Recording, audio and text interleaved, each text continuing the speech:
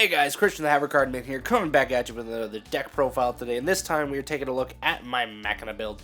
But before we get into that, be sure to hit that like and subscribe button down below so you guys can stay updated on all my future content like this, as well as some deck reviews and hopefully sometime in the near future meta-analysis. And while you're at it, be sure to check out all of the links down in the description as well to all the other channels that I'm a part of, including Team Chaos Stream and the Coalition of Scrubs. And if you haven't heard of the Coalition of Scrubs yet, or you don't know what it is, it's basically another Yu-Gi-Oh channel where me and several other Yu-Gi YouTubers get together to make you guys some awesome Yu-Gi-Oh content. So I will also have each of the individual creators linked down in the description as well for you to go check out. Please go give them all some love. They're all awesome creators, making you guys some incredible content. So definitely give them all some love. They deserve it. And without further ado, let's go ahead and get into today's deck profile, since that is obviously why you're here. So starting off with the main deck here and the monsters, we are running 3 Machina gear frame. You want to open up this guy pretty much every game, just because he is your normal summon searcher for the deck. Normal summon him, search any Machina that you want. Makes it really easy. This deck is actually fairly consistent just because of how many cards there are in here that actually get your plays going. So along with Machina gear frame, we are running 3 Air Raider and 3 of the Irradiators. Irradiator is actually my personal favorite over Air Raider just because I can use it that turn and it allows me to get combos off on my first turn and start making things happen. Now, the nice thing is though is that if you somehow get both of these guys turn 1 and you have the ability to bring them both out, then you just get instant rank 8 access, and it's really nice to have maximum potential to see these guys in your hands, because you can always use gear frame to search the other one if you end up drawing the gear frame. So really nice there. And along with these guys, of course, running 3 copies of Machina CITADEL, just because it's super easy to bring this guy out, whether it be with his own effect or some other revival effect. Super easy to bring out CITADEL, and then he just allows you to basically board wipe if you get the right monster on field that you can tribute for him. And it's just an incredible card all around. Really want to maximize seeing this guy in your hand as well, because you can always pitch him for stuff and make it really easy to special summon him. Next up here, we're running 2 Machina Possessed Storage. I really want to up this guy to 3. I'm not quite sure what card to cut for it. And just because I really love having him here, but he's easy enough to search that it's not too big of a deal. It's just nice to have him because, once again, he allows you to revive a Machina monster from the graveyard, and it's super easy to get his effect off and just abuse it. So I actually really love this effect, and I think a lot more people should be taking advantage of him. And our last normal summon for the deck here, we have, well, okay, I guess not our last, but our last main normal summon that we actually want to see. Machina Metal Cruncher. Just when you normal summon him, you can reveal 3 Earth Machines from your deck, and your opponent chooses one of them, I think, at random. I'm only running them as a one-of just because it's, yeah, it's an iffy card. Like, it obviously, like, you can just put out 3 names that you want to see, and it's just an extra card in your hand no matter what, but I don't like the randomness effect to it. Plus, I've only drawn once, or I've drawn 2, but I can't find my second copy, so for right now, we're just running 1 of him. We're also running 1 Machina Fortress, just because easy enough, once again, to search him out, and he's an extra means to pitch stuff to the graveyard. So he can also revive himself from the graveyard, which makes him super nice. I love having him in here. So that's it for the actual Machinas. I'm going to move on to the rest of the monsters here, just kind of extra extension. 3 Heavy Freight Train Derrick Range, just because this guy special summons himself whenever an Earth Machine hits the field, or hits your side of the field, I should say. So nice having that extra body. Doesn't matter if his attack and defense get lowered. He's just there for link plays. Rare cases exceed plays, but it can happen. We're also running 3 Silver Gadget and 2 Gold Gadget. I was running 3 Gold Gadget, but I needed to cut the 3rd one for something else, so I might actually end up cutting that 3rd Silver Gadget for another Possessed Storage, just because I really do like having Possessed Storage. Basically, you get this guy and one of the rank, or level 4 Machina in your hand, you have instant rank 4, and then if it's a Possessed Storage, if you have something in your graveyard already, you have the chance to be able to revive it and just go off with even further plays. So I love having the gadgets in here. They're a lot of fun, plus they combo with other stuff that we got coming later on. Also running 3 Jizukuru, the Star Destroying Kaiju. I believe it is Jizukuru. I had to double check on that one. Just a machine Kaiju. I mean, he's a 3300 body, which is not the easiest to beat over. But if you somehow get 2 in your hand and you can special summon one out, you can use the other one for a Citadel, I guess. It's more so just being able to get rid of the really problematic card, because it's not hard to get over big monsters, but it's the fact that it's a light machine monster that kind of makes it nice. 9 times out of 10, it's usually getting pitched for stuff like some of our spell cards here, which we'll get into in just a minute.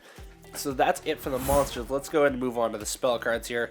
So of course, in standard Machina format, we must have 3 Machina Reformation. This allows us to search by pitching one, so we discard 1 card and we can search 2 Machina monsters with different names from our deck to our hand, or we can discard 1 Machina card. It's either card or monster. I think it's a monster.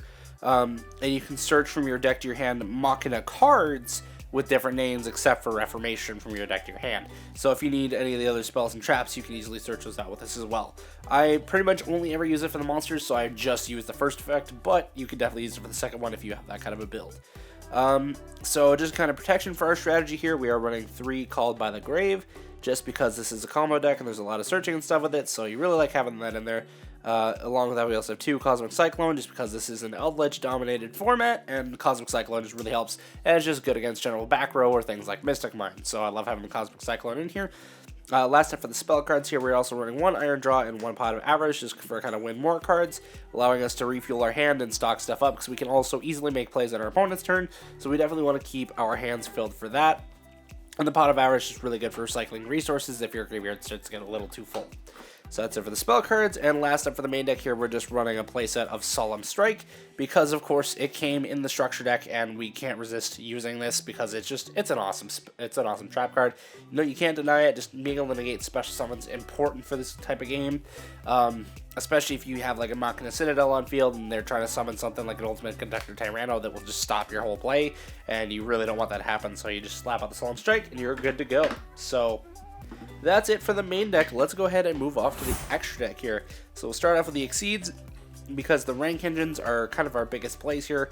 So for rank 4 here, we do have a Gear Gained X, just because this allows us easy rank 4 access. All of our machines, or all of our monsters are machines, so super easy to bring this guy out. And once we get him, we can attach a material to search for a level 4 or lower from our deck or our graveyard and add it to our hand. So really good there. His floating effect doesn't do anything for this deck, because you have to have a level 3 or lower Girga. Yeah, just Girga monster from your graveyard, and we don't play any Girgas, so it's really just that first effect and being the body on field that we can use for link or just damage. So along with him, we're also running number 101 Silent Honor Arc, just because we can use it to steal our opponent's monsters and have a monster that has protection on field. And just for the lulz here, we do have number 27 Dreadnought Dreadnoid, just another easy rank 4 to make, that if we have the setup on field, if our opponent has a weak enough monster, we can swing into it with this and be able to pull out a train, which we'll get into later on. So nice there. He's more of a situational, though. He's kind of eh. Then we also have number 60 DUGARES the Timeless, just further extension for your plays. If you don't feel you've gone far enough, you can easily do that. Or if you just need more stuff in your hand. And it also helps you set up that graveyard, which is super nice for this deck.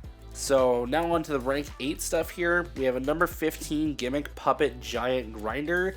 This guy's just nice because he can pop free stuff on your field or on your opponent's field up to twice per turn, special summon monsters. And then if they happen to be Exceed monsters, you can burn your opponent for a little bit. So it's kind of a nice little gimmicky touch to it, because you can always just use his effect and then link him off for something else. Then we also have number 40 Gimmick Puppet of Strings. Just allows you to potentially board wipe if your Citadel can't quite make the cut. It's not like an incredible card, but if in the right situation, it could come in handy. And we have the extra deck space, so might as well. And we also running 1 Dingirsu, the Orcus of the Evening Star, just because you just bring him back on your field as like just a normal hard rank 8 summon, and you just get a free pop off of it, non-targeting, non-destructing.